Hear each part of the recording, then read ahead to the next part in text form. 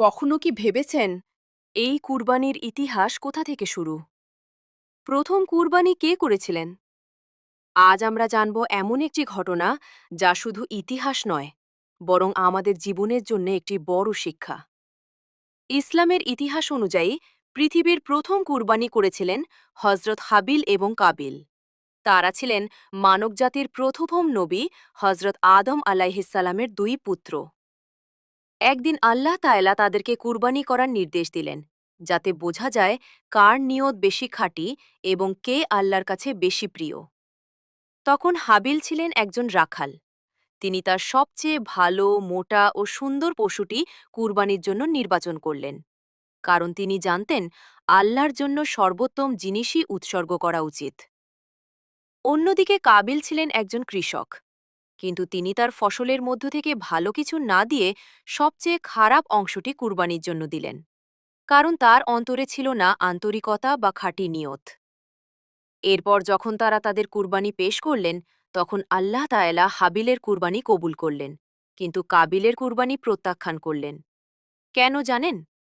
কারণ আল্লাহ তাআলা কুরআনে বলেছেন, তিনি কেবলমাত্র মুত্তাকিদের কাছ থেকেই কুরবানি কবুল করেন। এই ঘটনা কাবিলের অন্তরে হিংসা ও ক্রোধ সৃষ্টি করে এবং সে তার নিজের ভাই হাবিলকে হত্যা করার সিদ্ধান্ত নেয়। হাবিল তাকে বুঝানোর চেষ্টা করলেন, বললেন, যদি তুমি আমাকে হত্যা করতেও চাও, তবুও আমি তোমাকে হত্যা করব না, কারণ আমি আল্লাহকে ভয় করি। কিন্তু কাবিল তার হিংসা নিয়ন্ত্রণ করতে পারল না এবং শেষ পর্যন্ত সে তার ভাই হাবিলকে হত্যা করে বসে।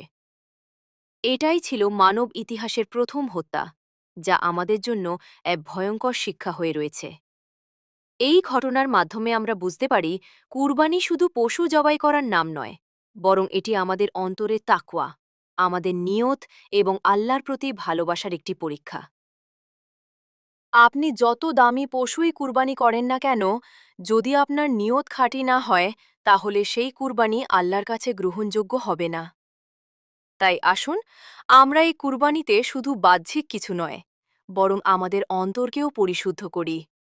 হিংসা, অহংকার ও কৃপণতা দূর করে আল্লাহর সন্তুষ্টি অর্জনের চেষ্টা করি। আল্লাহ যেন আমাদের সবাইকে খাঁটি নিয়ত নিয়ে কুরবানি করা তাওফিক দান করেন।